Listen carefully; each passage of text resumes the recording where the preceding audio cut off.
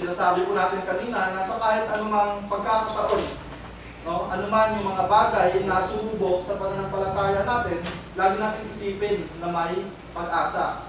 Sabi na, there's a new beginning, a new morning, and yung nasaan natin ng eternal life. Ayan, yung bata ko kasi, kung matatandaan natin, nung bata tayo, kahit na ang daming pinagdadaanan, ang daming problema sa paligid, kahit na mahirap yung buhay, no, bilang isang bata, nararamdaman natin na puro kagalakan lang, parang wala tayong isip ng problema. Kaya sabi nga nung iba, ang sarap na balikan nung pagkabata.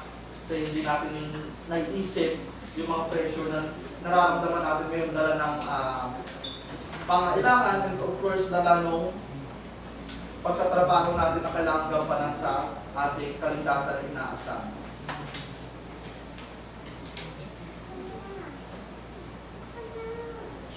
And for the application, ang sabi ko dito, kapag may suliranin, alalahanin natin ang kabutihan ng Diyos.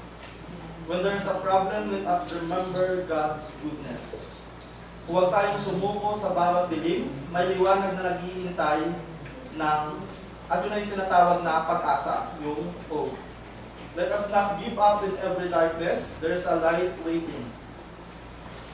Ang pag-asa ay hindi kawalan ng problema, kundi pagtitiwala sa Diyos sa gitna ng problema. Hope is not the absence of problems, but trusting in God in the midst of problems.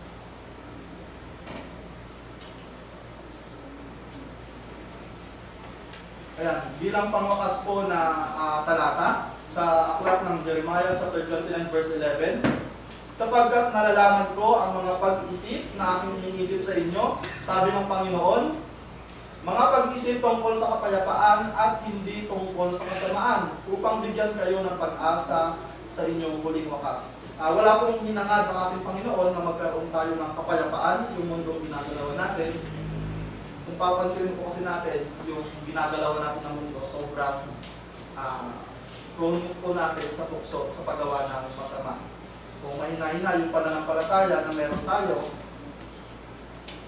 sa isang kiblat-lat, gagawa tayo ng masama. Ano po, iba't ibang modus na yung nasasaksihan natin. Sabi nga doon sa nangyari ngayon doon sa Lindol,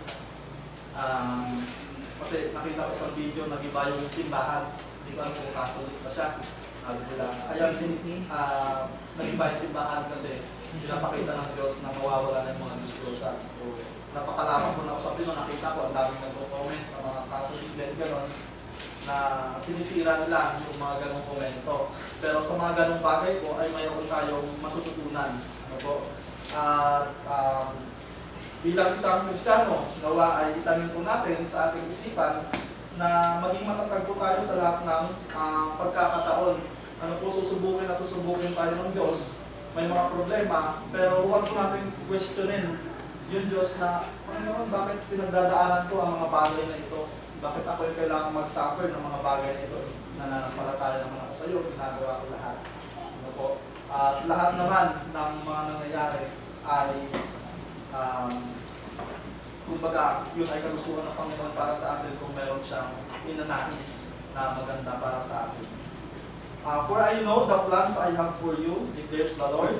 Plans to prosper you and not to harm you. Plans to give you hope and a future. Yun po yung ina-expect po natin dahil sa ating pananampalataya. Yun naman po sa maikling sermon po natin sa umaga ito, nawa ay nagkaroon po tayo ng munting kaalaman para mas paigtingin yung pananampalataya na meron tayo, lalo higit sa mga kabataan po natin na nagsisilakit sa iglesia. Salamat po at maraming salamat.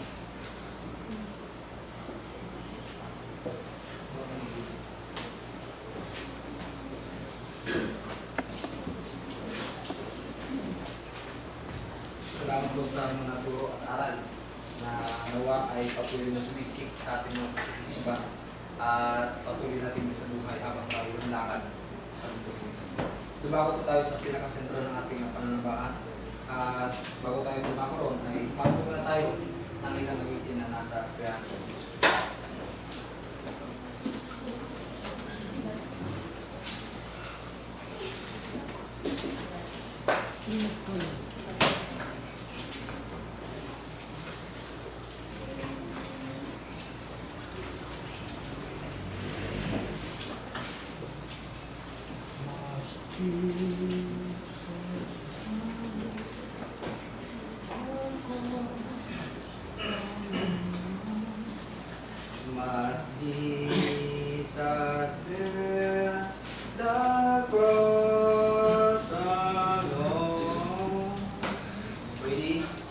sing.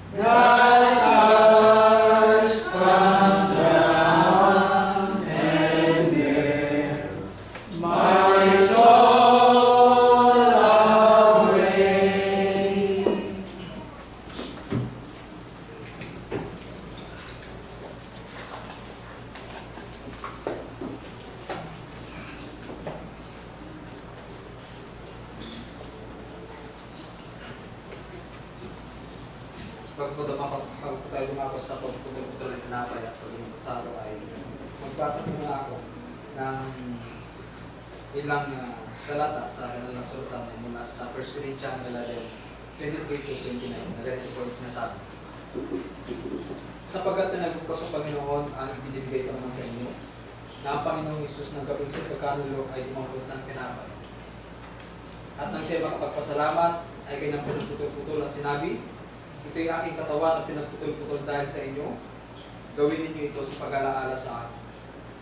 At gayon din naman hinawakan ang sarong pagkatapos ng makahapon na sinasabi, ang sarong ito ay siyang bagong tipan sa aking dugo. Gawin ninyo ito sa tuwing ko'y magsisiinom sa pag-alaala sa akin. Sapagkat sa tuwing kanin ninyo ang tinapay na ito at inuman ninyo ang sarong, ay inihahayag ninyo ang pagkamatay ng Panginoon hanggang sa dumating siya. Kahit ang sino mang kumain ng tinapay o uminom sa sarong ng Panginoon na di nararapat, ay magkakasala sa katawan at dugo ng Panginoon. Datapwat siya sa atin ng tao ang kanyang sarili at saka kumain ng tinapay at uminom sa sarong.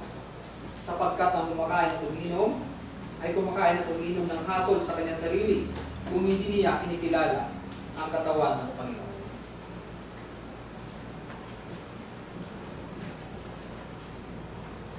Magsitaw tayo.